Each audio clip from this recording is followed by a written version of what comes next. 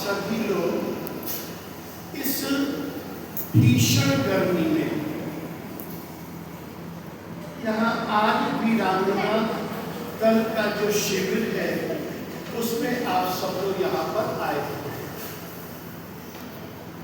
और प्रातः काल से ही आपका पुरुषार्थ प्रारंभ हो जाता है। आज मैं सुबह उठ तो नहीं पाया क्योंकि रात भर सो नहीं सका, गर्मी बहुत थी और जब मच्छरदानी हटाई तो कीड़े काटने लगे मेरे को, लेकिन फिर भी प्रातःकाल होश था और आपकी यहाँ पर आवाजें आ रही थी जो आप प्रातःकाल पुरुषार्थ कर रही थी सब। देखो बच्चों, आप सब लोग मानव योनि में आए हो। ईश्वर ने इस संसार की रचना की, अपना जो निज ज्ञान वेद था उसका प्रकाश किया या ये कहा जाए कि प्रकाश हुआ, क्योंकि जो ईश्वर के कार्य होते हैं वो स्वतः होते हैं, अपने आप होते हैं, ईक्षण के द्वारा होते हैं, उसको कहते हैं ईक्षण। एक आपने सुना होगा शब्द इच्छा, सुना है ना? मेरी लड्डू खाने की इच्छा है, ऐसे लोग कहते हैं ना। आज मेरी गोलगप्पे खाने की इच्छा है, कहते हैं ना। आज मेरी घूमने जाने की इच्छा है। अब इसमें ये होता है बेटा, इच्छा में ये होता है कि वो कार्य हो भी सकता है और नहीं भी हो सकता, लेकिन एक दूसरा कार्य होता है जिसको कहते हैं ईक्षण। उसको क्या कहते हैं? ईक्षण। और हमारे यहाँ वेदांत दर्शन में लिखा हुआ है ईक्षणे न अशब्दम। जो ईक्षण है उसमें किसी प्रकार की कोई कमी नहीं है, उसको किसी पूरक शब्द की आवश्यकता नहीं है। अच्छा, एक प्रश्न पूछते हैं आप लोगों से। अभी आप लोगों में से कितने बच्चों ने भोजन प्राप्त कर लिया है दोपहर का? बताओ। अच्छा, सबने खा लिया है? हमको नहीं पूछा, हमको भी पूछना चाहिए था, वो पता नहीं था। अब शाम को पूछना, ठीक है? वैसे बेटियों ने आके पूछा क्या था आपको यहाँ भोजन भी करना है?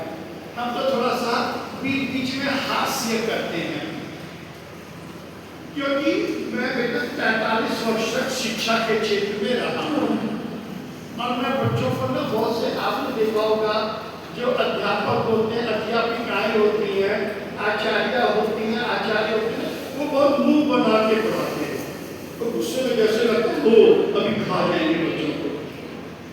अब मेरे साथ ऐसा नहीं, मेरे को लगता है हंस हंस के पढ़ाओ, आप भी हंसे, आप भी हंसो, ठीक है ना? तो भोजन आपने किया। अच्छा, अब आप ये बताओ, आप में से कितने बच्चे ये सोच रहे हैं मन में कि मेरा भोजन पचे? कितनों की इच्छा है मेरा भोजन पचे? अच्छा, अगर आप ये इच्छा ना करो, मान लो हम जैसे मैं इच्छा नहीं कर रहा हूँ कि मेरा भोजन पचे, तो क्या मेरा भोजन पचेगा कि नहीं पचेगा? पचेगा। पचेगा ना? इसी को ईक्षण कहते हैं। इसी को क्या कहते हैं? इच्छा।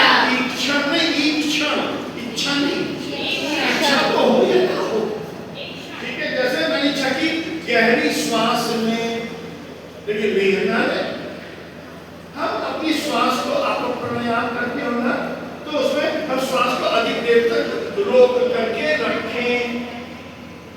समझ में आता है कि नहीं आ रही है? तो ये क्या है? इच्छा है। आप रोक पाओ या ना रोक पाओ देर तक, लेकिन ईश्वर जो है वो तो होना ही होना है।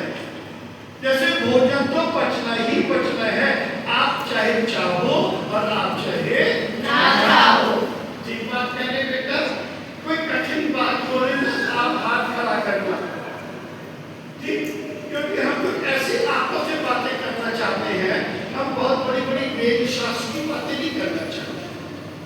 छोटी छोटी बातें करो, लाभकारी बातें करो, अच्छी बातें करो, ऐसे। तो इसी प्रकार से जो भगवान ने दुनिया बनाई वो है ईक्षण।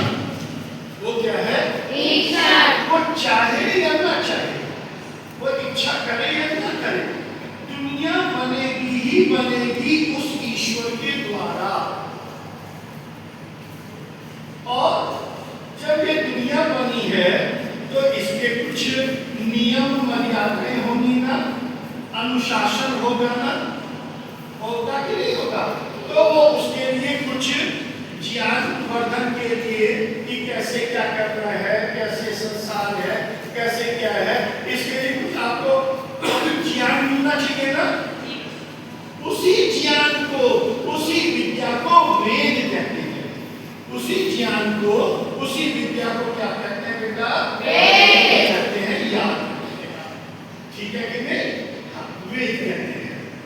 और वेद में समस्त संसार, ये जो अखिल ब्रह्मांड है, जो कि अनंत है, तो अनंत को अनंत ज्ञान किसे कहते हैं? विद्या किसे कहते हैं? जो जैसा हो उसको वैसा मानना, यही क्या ज्ञान कहते हैं? बोलो, यही क्या कहते हैं? जैसे सूर्य प्रकाश देता है, यही ज्ञान है। ये ज्ञान जो जैसा उसको वैसी मान लेना। तो वेद में सारे इस अखिल ब्रह्मांड जो अनंत है, तो अब इसके बारे में नहीं सोचना कहां तक होगा, गिनती कहां तक है? आप बताओ, आपने तो गिनती सीखी थी, कहां से सीखी थी? एक से, 1 2 3 4 ऐसे सीखी थी ना। और ये गिनती कहां तक जाएगी? अनंत तक जाएगी ना। तो क्या आप अनंत तक गिनती पढ़ सकते हो? नहीं पढ़ सकते। तो उतना दूर जाने की जरूरत नहीं। जितने से हमारे संसार के समस्त व्यवहार हो जाए उतनी गिनती पढ़नी चाहिए। तो हम आपको बता रहे थे बेटा कि ये जो ज्ञान है वेद में, ये बीज रूप में है और ये है ईक्षण। इसको क्या कहते हैं? ईक्षण कहते हैं बेटा। ये स्वतः क्रिया है, वेद ज्ञान का प्रकाश। ईश्वर चाहे या ना चाहे वो होना ही होना है। जैसे हमारा भोजन पचना ही पचना है, हम चाहे अथवा ना चाहे। ठीक इसी प्रकार से संसार का बनना। अब आगे कुछ लोग प्रश्न करते हैं। क्या प्रश्न करते हैं? कि कैसे पता परमात्मा है, कैसे पता आत्मा है, कैसे पता ये है। तो आपको मैं छोटा सा सिद्धांत बताते हैं। वो विज्ञान का सिद्धांत है। वो किसका सिद्धांत है? विज्ञान। और जो यहाँ पर 9वीं 10वीं 11वीं 12वीं पढ़ते हो, अगर विज्ञान पढ़ा हो तो एक न्यूटन वैज्ञानिक हुए, उनका एक 3 नियम उन्होंने बनाए थे। उससे प्रथम नियम आपको बताते हैं। उस नियम को जड़त्व का नियम भी कहते हैं। अंग्रेजी में कहते हैं law of inertia. Law of inertia अंग्रेजी में कहते हैं और हिंदी में कहते हैं जड़त्व का नियम। ठीक है? वो क्या कहता है? वो कहता है नियम, अगर कोई वस्तु रुकी हुई है तो रुकी रहेगी। क्या कहता है नियम? अगर कोई वस्तु रुकी है तो रुकी रहेगी। और अगर चल रही है तो चलती रहेगी। अगर चल रही है तो चलती रहेगी। जब तक उस पर कोई बाह्य बल कार्य नहीं करता है, बाह्य बल कार्य नहीं करता है। आपको पता है बच्चों बल किसे कहते हैं? कोई बता सकता है बल किसे कहते हैं? बहुत सी बेटियां कहेंगी मम्मी ने तो चुप्पा मारा था ना, मेरे को तो बल लगा। ठीक है नहीं? अम्मू ऐसे हो गया था। ठीक है ना? आपको पता है बल किसे कहते हैं?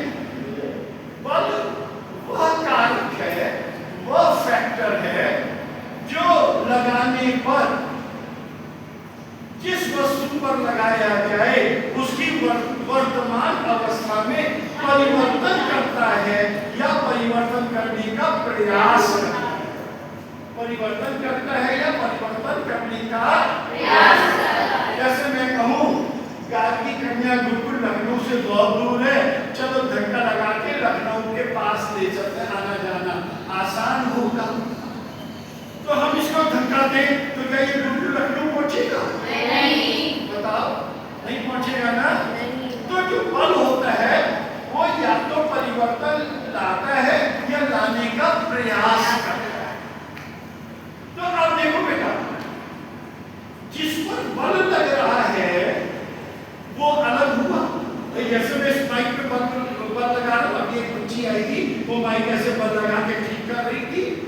हाँ, तो जिस पर बल लग रहा था और जो बल लगा रहा था, दोनों एक ही थे कि अलग अलग थे? बताओ बच्चों, बोलो बेटा, अलग अलग थे ना। जिस पर बल लगाया जा रहा था और जो बल लगा रहा था वो दोनों अलग अलग थे ना, कि नहीं? ठीक। तो बस बेटा ये जो बल लगाता है, ये शरीर से अभी मैं बोल रहा हूँ, आवाज निकल रही है, हाथ हिल रहे हैं, दांत दिख रहे हैं। मैंने कहा दांत दिखा दे ताकि आपको पता चले सुबह व्यंजन किया था मैंने, ठीक है? नहीं, बहुत से लोग हंसते नहीं है, आपको पता क्यों नहीं हंसते? मुंह बनाए बैठे होते तो किसी को मंजन नहीं करते, तो कहते अरे अभी पता चल जाएगा कि मैंने मंजन किया है कि नहीं, कैसे हंसते नहीं। तो जिन जिन ने मंजन किया जरा एक बार हंस दो, दांत दिखा दो, देखें। देखो बहुत से बच्चे नहीं हंस रहे हैं, उन्होंने मंजन किया, अच्छा शाम को कर लेना, और शाम ही तो कल तो पक्का कर देना मंजन, ठीक है? तो ये जो बल लगाने वाला है ये कौन है? आपसे अभी आपकी आचार्य जी ने मुझे फोन किया, आ जाइए बच्चों से कुछ बातें कर लीजिए, ठीक है? तो मैं चल करके आया, तो ये शरीर तो वही पर ध्यान तखत में लेकर हुआ था, ये कैसे उठा, कैसे चल के आया? यहाँ पर कोई बल लगा होगा ना शरीर पे, तभी तो परिवर्तन हुआ ना। बोलो, तभी तो ये शरीर चल करके आया। बस ये जो बल लगाने वाला है इसी को कहते हैं आत्मा। इसी को क्या कहते हैं? आत्मा। और ये जो अखिल ब्रह्मांड में बल लगा, सूरज चल रहा है ना, गति धीमी हो रही है, गति तेज हो रही है। अच्छा आप बताओ बेटा, सूर्य की गति कब धीमी और कब तेज होती है? ये गर्मी में कि जाड़े में? गर्मी में तेज होती है और जाड़े में। अच्छा, सूर्य की दूरी कब ज्यादा कम होती है, जाड़े में कि गर्मी में? जाड़े में दूर होती है और गर्मी में पास होती है। तो ये जो धरती के पास आ रहा है, धरती के दूर ले जा रहा है, तो ये बल लग रहा है, तभी तो हो रहा है ना। अपने में सूर्य तो जड़ है ना, आप बताओ, ये बैग है, ये पुस्तक के लिए जड़ है ना, अपने आप ही दूर पास चले जाएगी क्या? जाएगी? नहीं जाएगी। तो बस ये जो अखिल ब्रह्मांड पे बल लगा रहा है, ये जो बीज डाल देते हो और फिर वो अंकुरित होकर के वृक्ष बनता है, तो ये बल कौन लगा रहा है? उसी को कहते हैं ईश्वर। उसको क्या कहते हैं? ईश्वर कहते हैं। अच्छा, उस ईश्वर का नाम क्या है? ओम। अच्छा, ईश्वर के और भी नाम है कि केवल ओम ही नाम है? और भी नाम है। तो अच्छा, और भी नाम से ईश्वर को जपना चाहिए कि केवल ओम ही ओम जपना चाहिए? हाँ, नहीं, और नाम से भी जपना चाहिए, और नाम से भी जपना चाहिए। जैसे मेरा मूल नाम अभी आपके आचार्य जी ने कहा अखिलेश विधान, लेकिन वो जो मेरे को फोन करती है क्या कहती है? आचार्य जी आ जाइए। आचार्य जी कहती है, आचार्य नहीं आचार्य। तो सोचते अच्छा इनको आचार्य जी कहती है, हाँ, आचार्य नहीं आचार्य, ठीक है? तो गुण के आधार पे नाम होते हैं ना। आप लोग बेटा, आपके को पिता, आप उनको अपना पिता कहते हो, बहुत से लोग भाई कहते होंगे, आपके बाबा जी को क्या कहते हो कि बेटा कहते होंगे, कहते हैं ना कि नहीं कहते? कि सब एक ही नाम से पुकारते हैं आपके पिता को, अलग अलग ना। तो वही बेटा ईश्वर का भी है, ईश्वर के ओम नाम तो मुख्य ही है, वो तो लेना ही चाहिए, फिर उसके अलावा और नाम भी जानना चाहिए। क्यों? क्योंकि तभी तो आपके ईश्वर के गुण पता चलेंगे ना। अगर आप ईश्वर को राम नहीं कहोगे तो कैसे पता चलेगा? रमते अस्मिन् योगिनः सदा, जिसके आनंद में योगी लोग रमण करते हैं उसको राम कहते हैं। शंकर जो सारे संसार का कल्याण करता है, इसलिए उस कारण से उस ईश्वर को क्या कहते हैं? शंकर कहते हैं। क्या कहते हैं? शंकर कहते हैं। आया समझ में? तो ये हो जाता है आपका अलग अलग नाम है, वो भी जानने चाहिए। और दूसरे नाम संसार के भी लोगों के बहुत से बेटा शब्द ऐसे होते हैं, आप लोग यहाँ संस्कृत पढ़ते हो, व्याकरण पढ़ते हो, अष्टाध्यायी पढ़ते हो, एक ही शब्द के कई अर्थ होते हैं, ठीक है कि नहीं? जैसे हे भृत्य त्वं सैंधवम् आनय, हे भृत्य, हे मेरे सहायक, तुम क्या करो? सैंधव ले आओ। तो सैंधव किसे कहते हैं? दो चीजों को कहते हैं ना, नमक को भी कहते हैं और घोड़े को भी कहते हैं। अगर भोजन का समय हो तो क्या लाए? नमक की घोड़ा लेके आए, चलो भागो घोड़े पे चढ़ती है, से बहुत खाते हो नहीं, बच्चे कह रहे नमक लेकर के आएगा भोजन का समय। और अगर गमन का समय हो तब घोड़ा लेकर के आए। तो सबके अलग अलग शब्द होते हैं, तो वो भी हमें पता होना चाहिए। तो हम आपके सामने विचार कर रहे थे ईश्वर का अपना। अब ईश्वर ने हमको संसार में यहाँ पर भेजा। देखो बेटा, हम मानव योनि में आए, ये हमारा सौभाग्य था। क्या था? सौभाग्य। अब लेकिन हमने इसको परम सौभाग्य में बदलना है। हमने इस सौभाग्य को किसमें बदलना था? परम सौभाग्य में। वो कैसे बदलेंगे? अब उसको बदलने का कोई रास्ता होगा ना। तो सबसे पहले हमने 3 लोगों को गुरु बना करके, गुरु मान करके, गुरु जान करके अपना खुद जितना अधिक से अधिक ज्ञान प्राप्त कर सके कर लेना चाहिए। पहला गुरु किसको बनाना चाहिए? बताओ बेटा, क्या बता सकते हो? माता। माँ सबसे बड़ी और सबसे प्रथम गुरु होती है इस संसार में। दूसरा कौन होता है गुरु? पिता। और तीसरा कौन होता है? आचार्य। जहाँ आप लोग पढ़ते, जैसे गुरुकुल में पढ़ रहे हो तो क्या आचार्य, आचार्य गुरु। और आपको पता ना, आचार्य गुरु को भी गर्व कहते हैं बेटा। ये निशाना है ना, इसको भी गर्व कहते हैं। क्यों कहते हैं? क्योंकि यहाँ पर हमारा निर्माण होता है, हमारे संस्कार बनते हैं। संस्कार किसे कहते हैं? वो कार्य जो हमारी आत्मा के अनुकूल हो, जिससे हमारी आत्मा प्रसन्न होती हो। जैसे आप कोई भूखा हो, अब भोजन से के कमी के कारण तड़प रहा हो और आप उसको भोजन करा दो, आप देखो आपको कितना आप कितना आनंदित महसूस करोगे, आनंद का अनुभव करोगे। यही कार्य जो है ना, ये किसके कारण होते हैं? संस्कारों के कारण। आप लोग तो गुरुकुल में पढ़ रहे हो, थोड़े संस्कार यहाँ पर आपको मिल रहे हैं, लेकिन ये जो आंग्ल भाषा के विद्यालय है ना बेटा, मैंने 43 साल पढ़ाया है। सबसे गंदी शिक्षा इस संसार में अगर कोई देता है तो वो आंग्ल शिक्षा है, अंग्रेजी माध्यम की शिक्षा है। याद रखना। मैं तो माता पिता से कहता हूँ, आपको अपना बुढ़ापा दुख में काटना है, तकलीफ में काटना है, बच्चों के बिना काटना है, बच्चों की याद में तड़प तड़प के काटना है, तो अंग्रेजी माध्यम में पढ़ा दो, जाओ तुरंत प्रवेश करवा दो। लेकिन अगर अपना बुढ़ापा सुख से काटना है, बच्चों के साथ आनंद प्रमोद करते हुए बिताना है, बच्चों को खुश सामने देख करके और प्रसन्न चित्त रह करके अगर बिताना है, तो अपने बच्चों को गुरुकुलों में जाकर के डालें। याद रखना। क्यों? क्योंकि गुरुकुल में संस्कार मिलते हैं। याद रखना, विद्या तो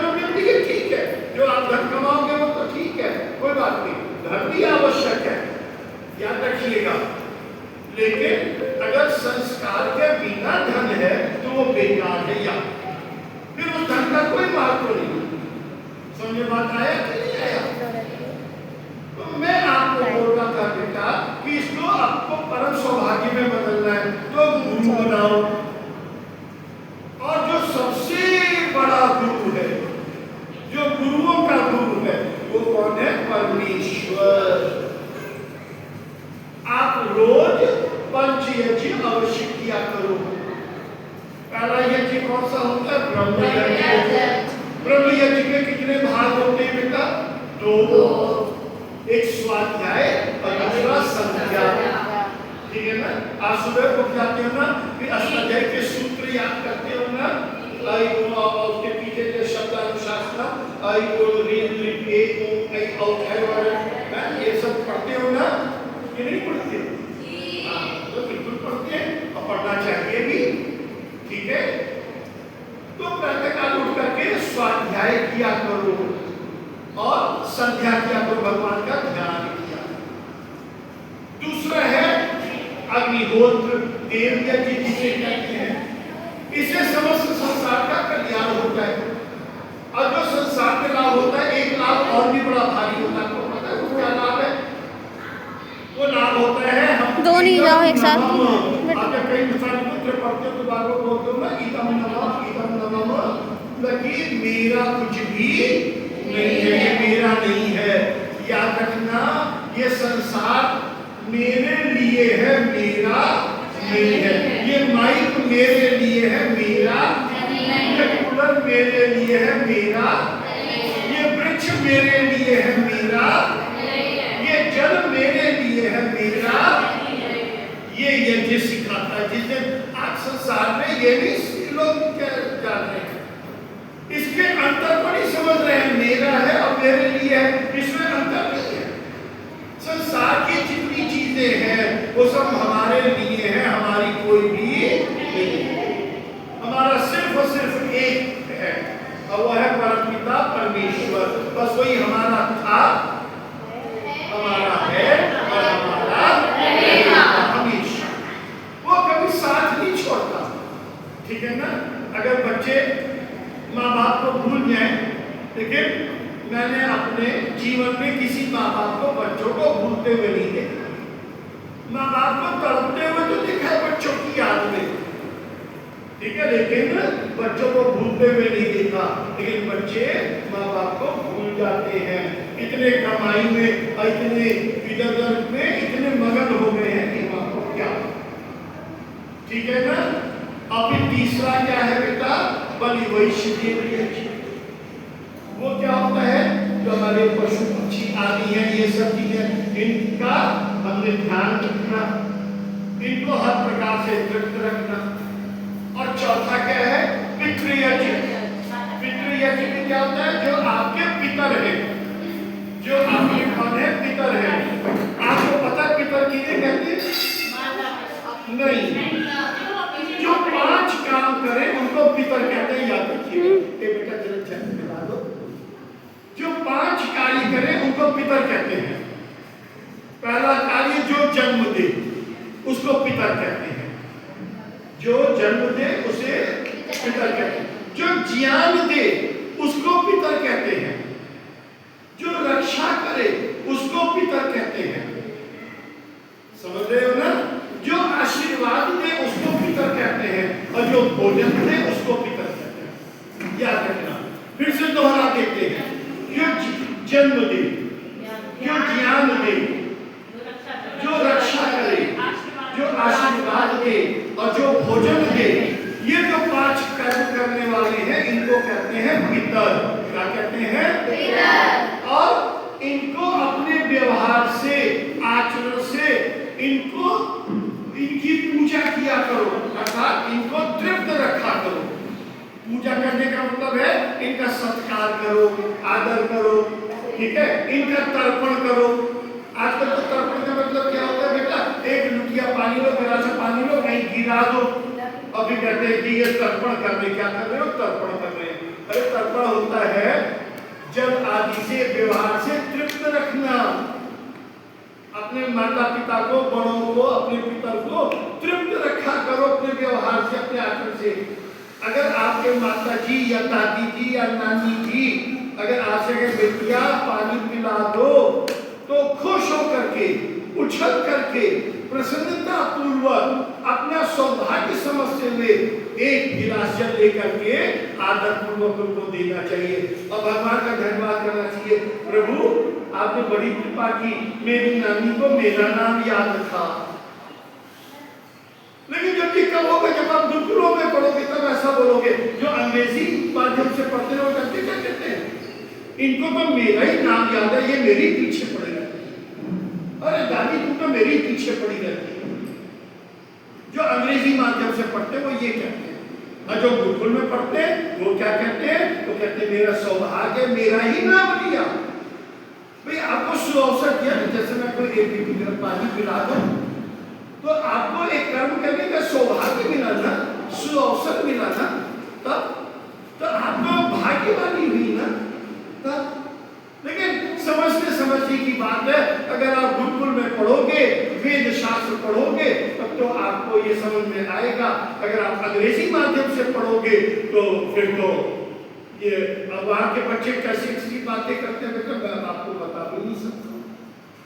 वो अपने माता पिता का कोई एहसान मानते ही, वो कहते किस बात का एहसान कर रहे, तो कौन सा उपकार कर रहे हैं मेरे ऊपर, ऐसे ऐसे बोलते हैं अंग्रेजी माध्यम के बच्चे। तो पितृयज्ञ किया करो, अपने बड़ों का सत्कार किया करो, अच्छा व्यवहार किया करो, उनको तृप्त रखा करो, इसी को तर्पण कहते हैं। और पांचवा क्या होता है, अतिथि है।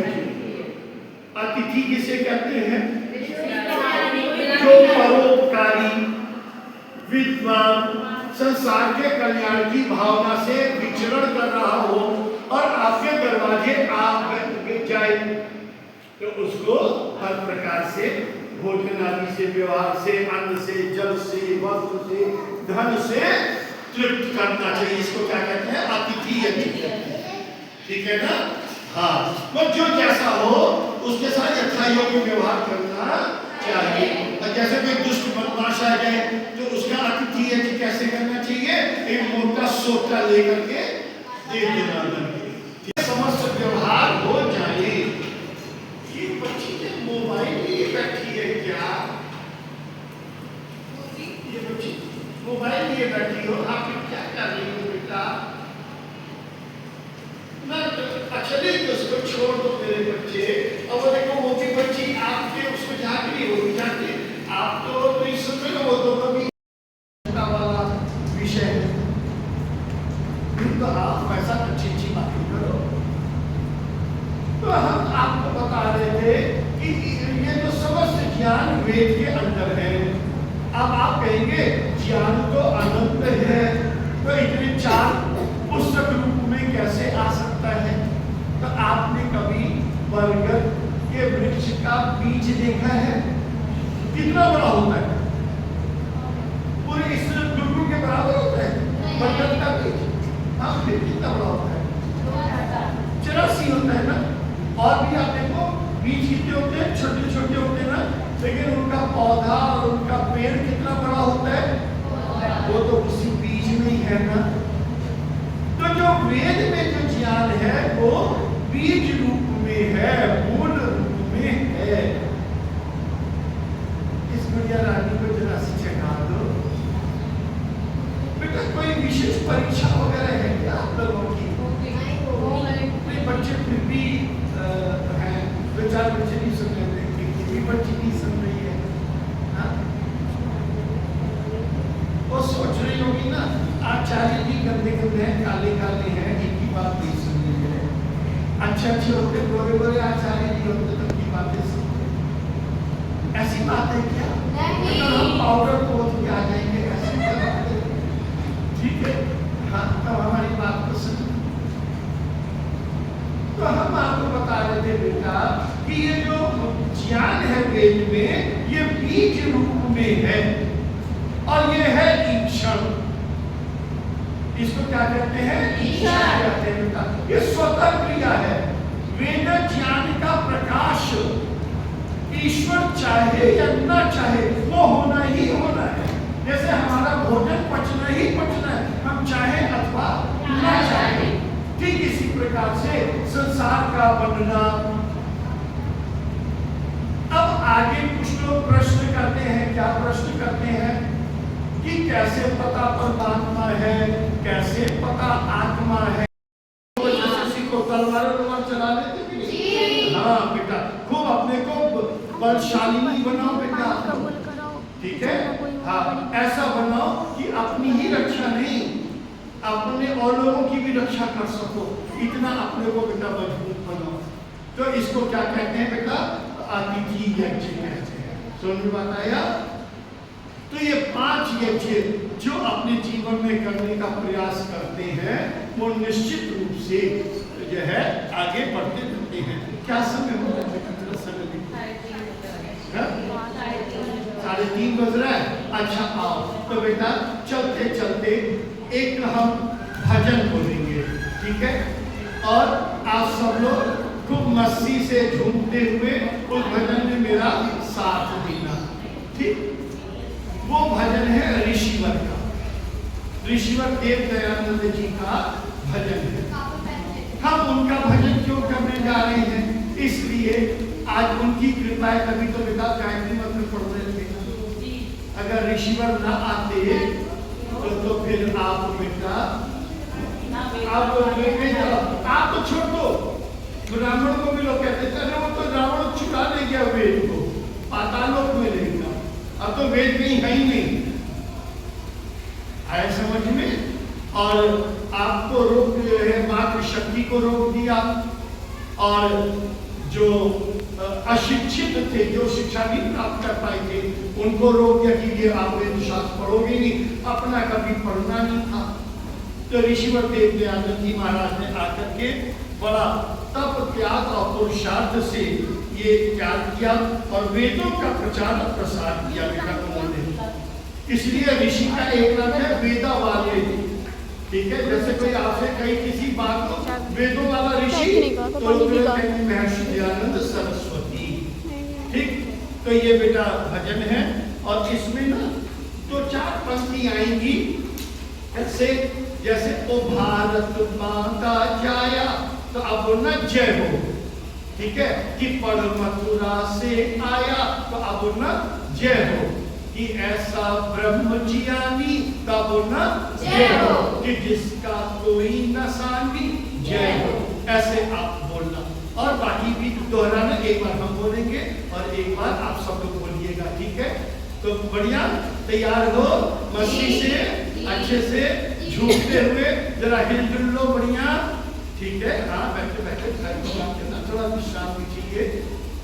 ये जो पीछे बैठे हैं ना हमारे भाई बंधु, ये भी थोड़ा सा तैयार हो जाए झूमने के लिए, मस्ती से इस भजन को गाने के लिए। बेटा वो चल नहीं रहा, क्या मेरे को पक्षी कहाँ चली गई? कुआं खोदने तो नहीं चली गई, हमने जन्म पाया था, कुआं खोदने के लिए थोड़ी जनरेटर चल रहा है।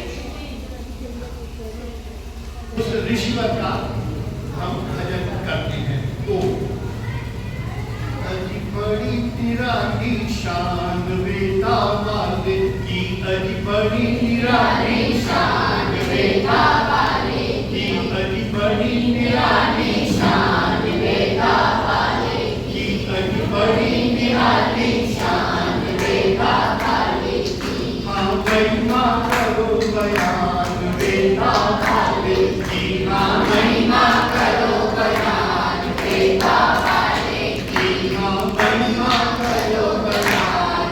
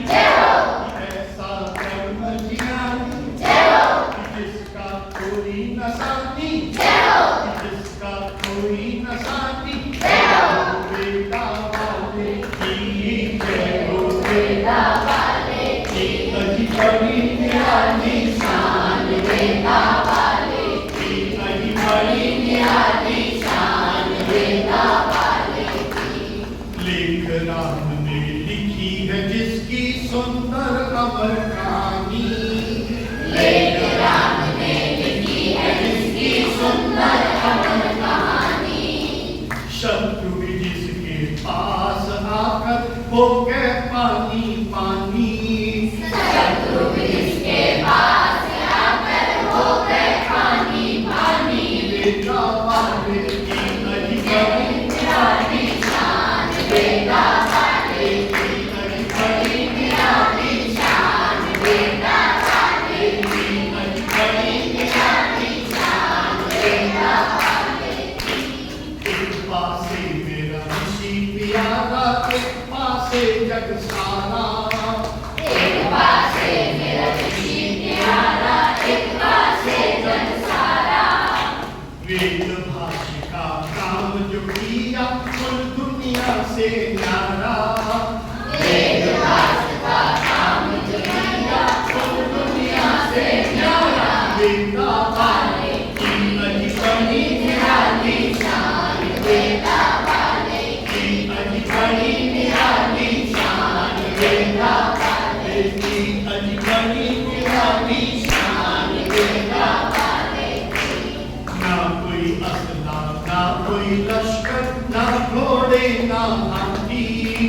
ना कोई असला ना कोई लश्कर ना घोड़े ना हाथी। निकल पड़ा वो एक अकेला ना संगी ना साथी।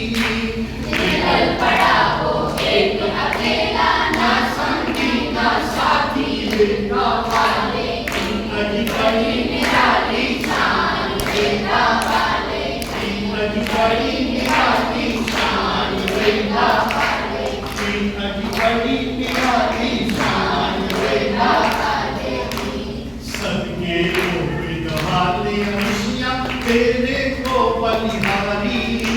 सदके को विधवाले ऋषियाँ तेरे को बलिहारी। दुनिया के उपकारे की खातिर हंस हंस जिंदगी वारी। दुनिया के उपकार की खातिर हंस हंस जिंदगी बोलो बेटा। ई दुनिया के उपकार की खातिर हंस हंस जिंदगी वारी की बेटा वाले की अधिकारी निराली शान, बेटा वाले की अधिकारी निराली शान, बेटा वाले झूठ लो बेटा, झूठ लो, पैसे नहीं मांग रहे हैं आपसे। ठीक है, एक रोटी और खा लेना शाम को। अधिकारी निराली शान, बेटा वाले अधिकारी निराली शान, बेटा वाले सबसे तेरा प्यार पति हर गोर शहर सा मीठा। सबसे तेरा प्यार हर रोज सहसा मीठा। ना कोई ऐसा कान से सुना ना कोई आंख से देखा। ना कोई ऐसा कान से सुना, ना कोई ऐसा देखा। बेटा वाले अधिकारी निराली शान, बेटा वाले अधिकारी निराली शान, बेटा वाले महिमा करो बयान। बेटा वाले महिमा करो बयान, बेटा वाले महिमा करो बयान, बेटा वाले अधिकारी निराली शान, बेटा वाले अधिकारी निराली शान, बेटा वाले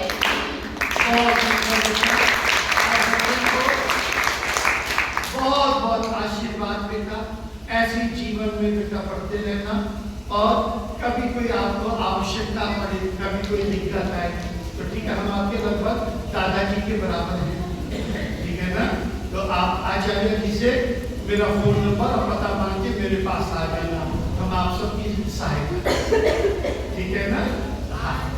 और हमारी बेटी भी पुलिस में बहुत बड़ी अधिकारी है, तो आपको उधर से भी सहयोग मिलेगा। अगर कोई ऐसी बात होगी हमारी बेटी भी आपको बहुत सहयोग करेगी। हाँ, हमारी बेटी बेटा दिल्ली में गृह मंत्रालय में समय डिप्टी एसपी है। डिप्टी एसपी अभी तो हम तो आपकी मदद करेंगे ही करेंगे। ठीक है, तो आप लोग निश्चित हो और अपना जीवन बनाओ। और फिर से दोहरा दूं, अपनी बात को खत्म करने से पूर्व आप लोग बड़े भाग्य वाले बच्ची हो कि आपके गुरुकुल में पढ़ने का सौभाग्य मिला है। अपने माता पिता से कहो और भी पड़ोसियों के भी रिश्तेदारों के भी बच्चों को गुरुकुल भेजें, समझ में, और गुरुकुलों की सेवा करें, गुरुकुलों को पैसे दें, गुरुकुलों को गौ माता दें, ठीक है, गुरुकुलों को अनाज दें, ताकि यहाँ किसी प्रकार की कोई कमी नहीं होनी चाहिए, ठीक है।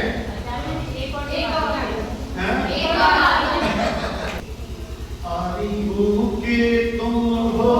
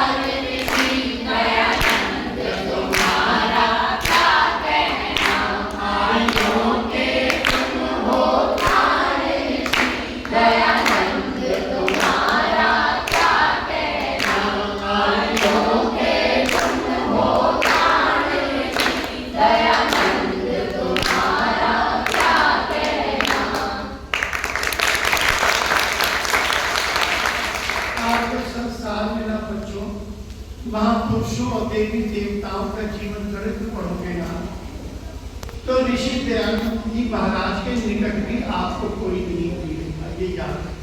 मैं इसलिए नहीं कह रहा हूँ कि मैं आर्य समाजी हूँ, चौथी पीढ़ी का। मैंने दुनिया के महापुरुषों का, देवी देवताओं का मैंने जीवन चरित्र पढ़ा है। सभी ने कोई ना कोई अपने स्वार्थ, अपने मित्र के, अपने परिवार के इसके लिए किया। एक ऋषिवर देव दयानंद ऐसे थे जिन्होंने संसार के कल्याण के लिए एक बार नहीं 17 बार 17 बार। शिव जी को लोग कितने मानते हैं? इन्होंने विषपान किया था, नीलकंठ कहते हैं। कितने बार किया? एक बार। और आपके मूल शंकर अर्थात ऋषिवर देव दयानंद जी ने कितने बार किया? 17 बार। अब आप सोच लो बेटा, अब आप ही निर्णय कर लेना कौन बड़ा कौन छोटा, भूल का कौन आर्य समाजी है कौन नहीं है। ठीक है, तो ये ठीक बच्चे लोगों, आप सबको बहुत बहुत आशीर्वाद, खूब आगे बढ़ो।